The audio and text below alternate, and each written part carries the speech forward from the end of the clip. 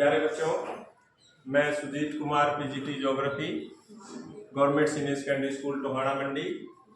आज हम जो हमारे बच्चों का सबसे इम्पोर्टेंट टॉपिक है मैप्स ऑफ इंडिया, जो कि 9वीं क्लास से लेकर 12वीं क्लास तक के सभी बच्चों को हिस्ट्री ज्योग्राफी जैसे इम्पोर्टेंट विषयों में काम आने वाला विषय है। इसके ऊपर हम अपनी छोटी सी वीडियो बनाने जा रहे हैं अपने प्यारे प्यारे बच्चों के साथ, और आप भी वीडियो का पूरा एंजॉय करने के लिए साथ में मैप कॉपी पेन लेके बैठें, ताकि जो भी समझाया जाए आप उसको अच्छे से समझ सकें। सबसे पहले हम शुरू करना चाहेंगे कि बच्चों को क्लियर ही नहीं होता मानचित्र यानी मैप क्या है। आपके सामने जो दिख रहा है इसके ऊपर लिखा हुआ है इंडिया पॉलिटिकल मैप, यानी कि मानचित्र पृथ्वी या उसके किसी भाग का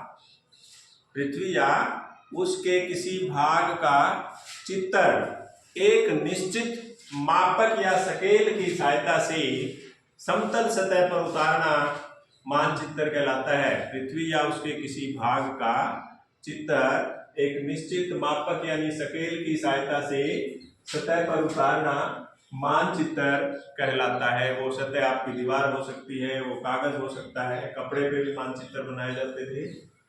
तो अब मानचित्र तो क्या है वो आपको समझ में आएगा। ये पृथ्वी के किसी भाग यानी भारत का मानचित्र है। अब मानचित्र में एक शब्द आया है स्केल यानी मापक। आप जो ज्योमेट्री बॉक्स में स्केल यूज करते हैं उसमें मीटर, सेंटीमीटर, इंच दिए होते हैं, उस तरह का ही स्केल है। ये पैमाना है मानचित्र पर दूरियों को मापने का। तो स्केल होता क्या है, धरातल पर किन्हीं दो स्थानों के बीच की दूरी और मानचित्र पर उन्हीं स्थानों के बीच की दूरी के अनुपात को स्केल कहते हैं। मान लीजिए आपने टोहाना से हिसार जाना है तो यहाँ दूरी 80 किलोमीटर है।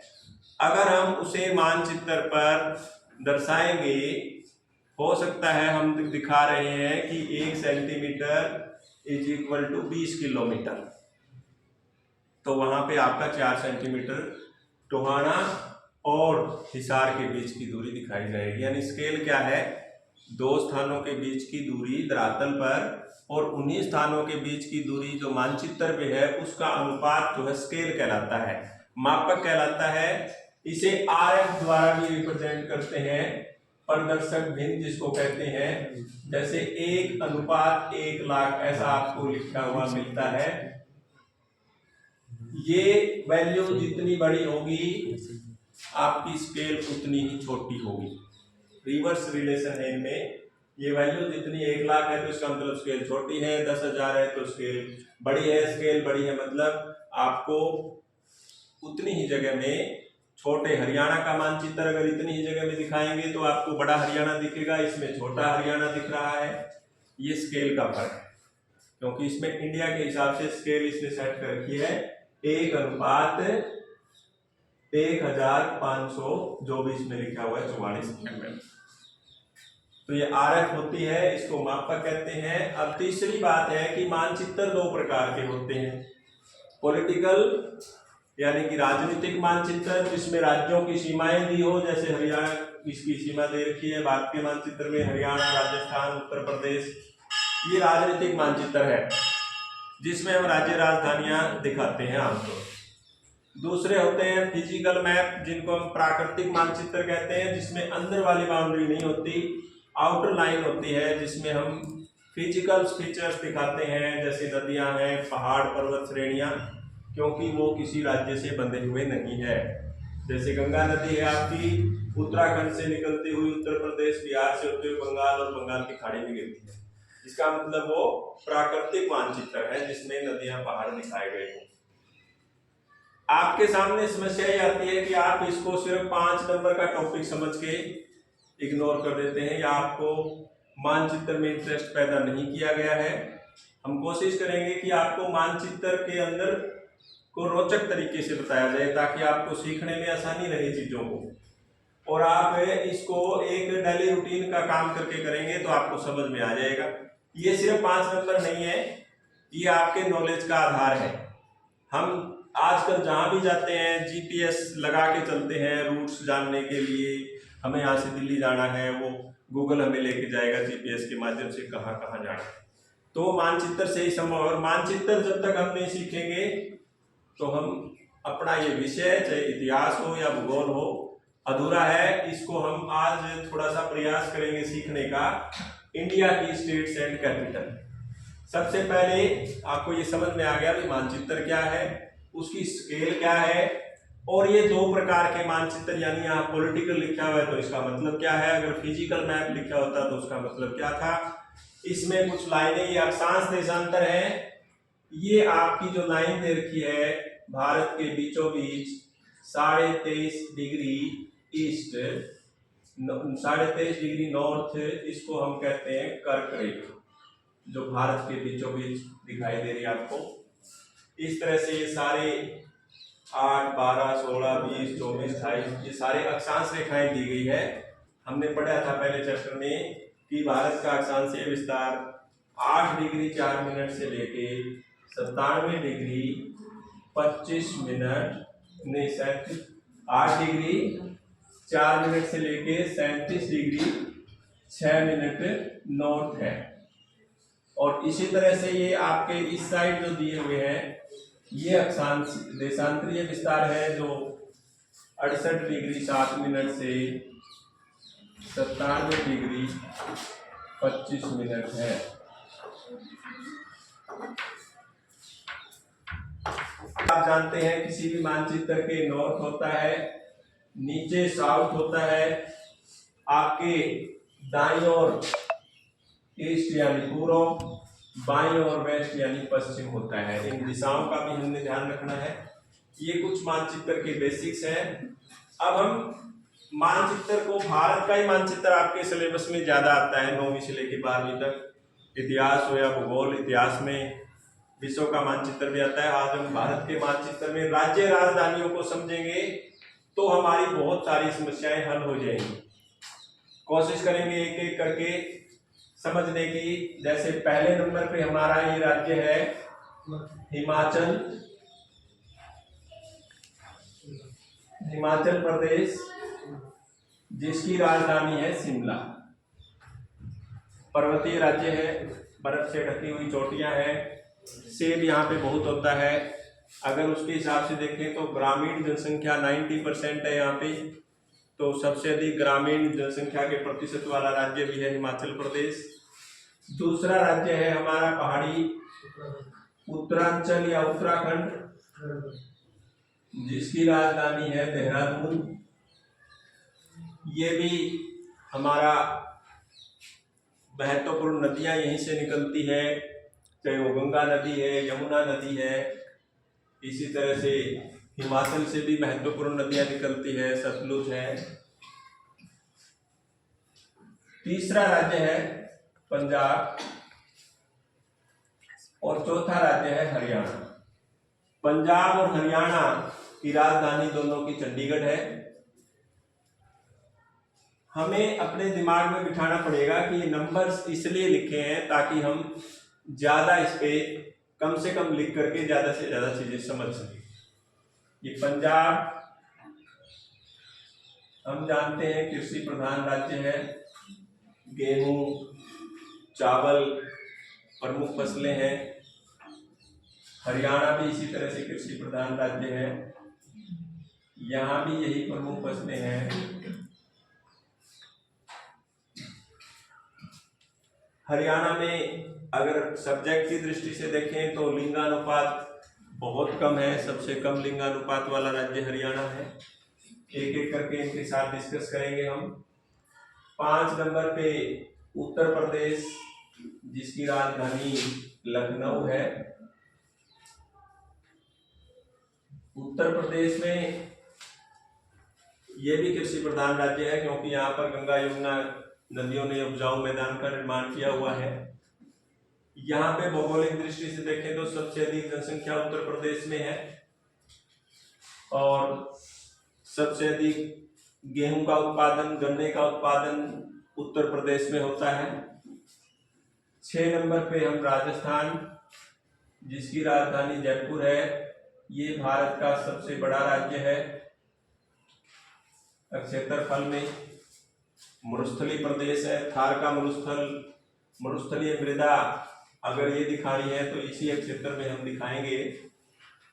7 नंबर पे मध्य प्रदेश, जो बिल्कुल बीचों बीच है भारत के, राजधानी है इसकी भोपाल, ये भी कृषि प्रधान राज्य है।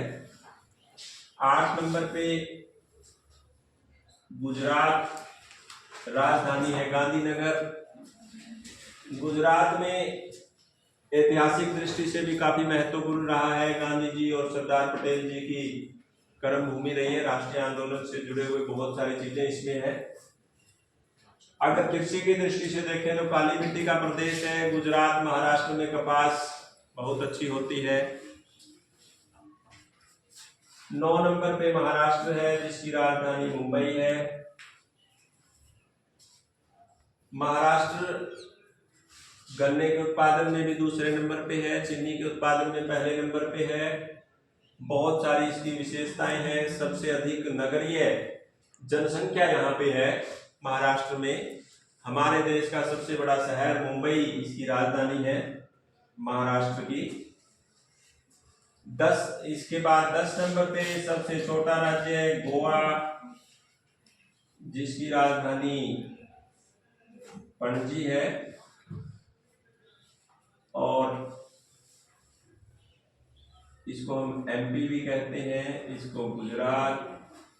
ये साथ साथ अगर आप काम करते रहोगे, पेन पेंसिल से लिखते रहोगे तो साथ साथ याद भी हो जाएंगे।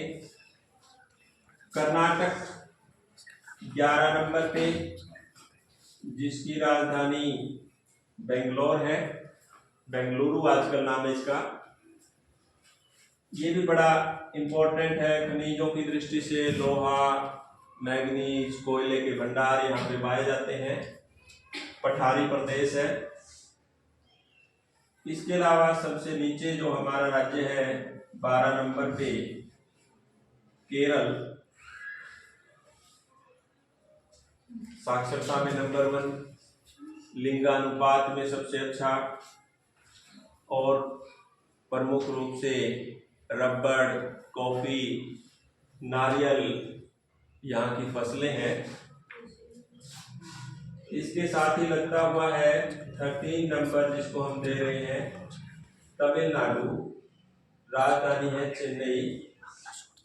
ये साउथ का कृषि प्रधान राज्य है। कावेरी नदी इसकी प्रमुख नदी है जिससे फसलें बहुत होती है यहाँ पे। कन्याकुमारी जो हमारा भारत का सबसे दक्षिणतम पॉइंट है, दक्षिण में स्थित है, मुख्य भूमि 8 डिग्री 4 मिनट पे, वो इसी राज्य में है। काफी प्रमुख बंदरगाह भी है चेन्नई। इसके अलावा 14 नंबर पे आंध्र प्रदेश,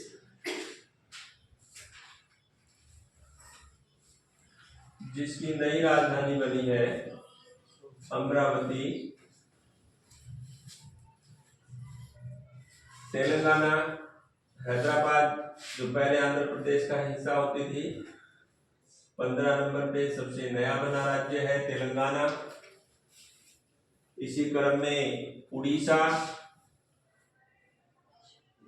उड़ीसा में खनिजों के भंडार है। छोटा नागपुर के पठार के क्षेत्र में ये रहता है, यहाँ पाया जाता है।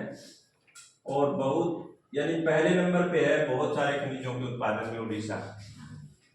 लोहा, कोयला, मैग्नीज, अब्रक, बॉक्साइट, तरह तरह के खनिज उड़ीसा में है। इसका नंबर है 16। 17 नंबर है आपका छत्तीसगढ़, रायपुर जिसकी राजधानी है। ये भी खनिजों का भंडार है, यहाँ पे भी नए बने राज्य है ये। 18 नंबर पे झारखंड, झारखंड की राजधानी रांची। झारखंड, छत्तीसगढ़, उड़ीसा तीनों ही खनिज बहुत अधिक पाए जाते हैं, क्योंकि ये जो रीजन है छोटा नागपुर का पठार खनिजों का भंडार है भारत में। तीनों राज्यों की सीमाएं इससे लगती है, इसलिए तीनों ही राज्यों में खनिज प्रचुर मात्रा में मिलते हैं। झारखंड के साथ ऊपर लगता हुआ है बिहार, पुराना राज्य। बिहार की राजधानी है पटना, जिसको पाटलिपुत्र कहते थे मौर्य साम्राज्य के दौरान। बड़ा महत्वपूर्ण शहर, गंगा नदी के किनारे। बिहार में जनसंख्या बहुत अधिक है। 2011 के अनुसार सबसे अधिक जनसंख्या घनत्व बिहार का है।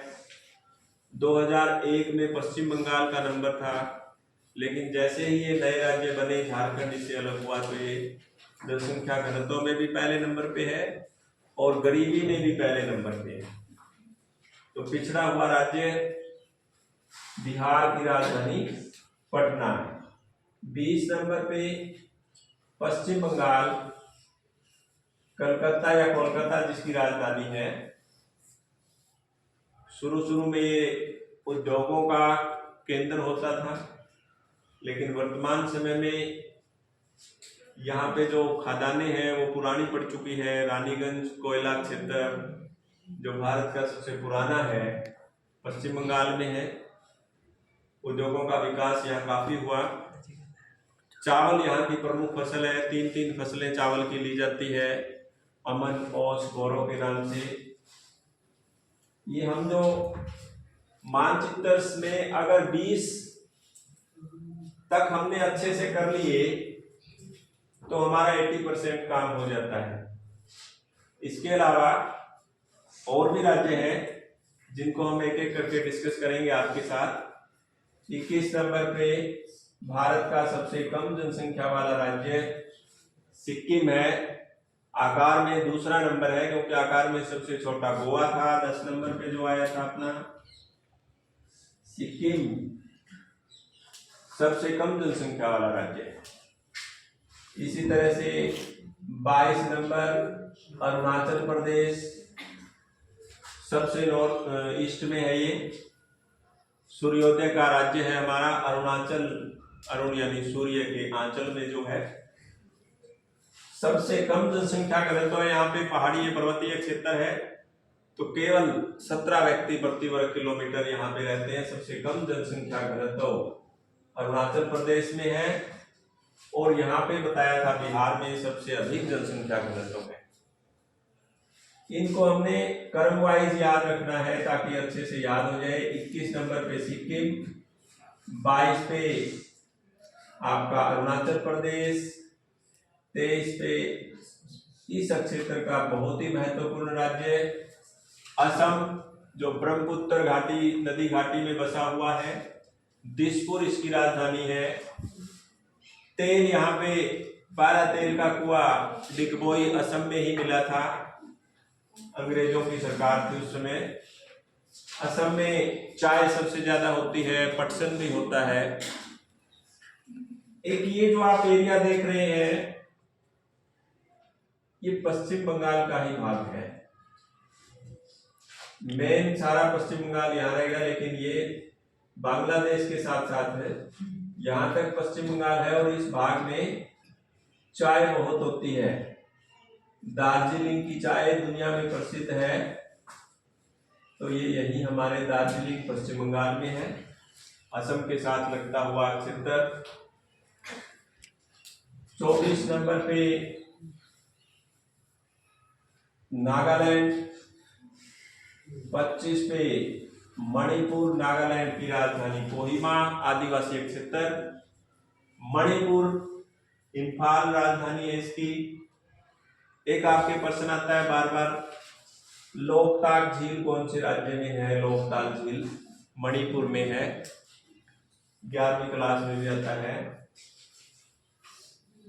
26 नंबर पे है आपका मिजोरम, आइजोल जिसकी राजधानी है। और 27 नंबर पे त्रिपुरा, अगरतला जिसकी राजधानी है। और लास्ट में 28 नंबर पे मेघालय, शिलोंग जिसकी राजधानी है। मेघालय का नाम आते ही दिमाग में आता है सबसे अधिक वर्षा वाला स्थान मौसिम ग्राम, चेरापूंजी के पास। विश्व का ही सबसे अधिक वर्षा वाला स्थान है ये। क्योंकि यहाँ पे 3 पहाड़ियाँ गारो खासी जयंतिया है जो कीप के आकार की होने के कारण इनमें जो है पवनें फंस जाती है, और कीप यानी उल्टे वी के आकार की पहाड़ियाँ है ये गारो खासी और जयंतिया। इस भाग में माउसिन ग्राम में सबसे अधिक वर्षा होती है। तो ये तो थे हमारे राज्य और राजधानियां। हमने एक प्रयास किया है छोटा सा आपके लिए। वीडियोस देखने का फायदा ये होता है कि आप हर जगह बुक उठा करके साथ में नहीं चल सकते। जहां भी आप जाएंगे 5 मिनट 10 मिनट 15 मिनट का वीडियो आप देखेंगे, स्टेट्स एंड कैपिटल आपको रिमाइंड हो जाएगी, लर्न हो जाएगी। प्रैक्टिस से आती है, सुनने से सारी चीजें समाधान नहीं होगा। तो आप उम्मीद है कि आप इसको अच्छे से करेंगे, अच्छे से समझ में आया होगा। एक पार्ट और रहता है, वो हम बाद में करेंगे, यूनियन टेरिटरीज केंद्र शासित प्रदेशों का। इन्हीं के साथ मैं उम्मीद करूंगा कि आपको ये बातें समझ में आई होगी। आपके कीमती सुझाव का इंतजार रहेगा। लाइक करें, सब्सक्राइब करें और अपने मित्रों के साथ शेयर करें ताकि सभी को फायदा मिले। अच्छी चीज सबके लिए होती है। Thank you very much.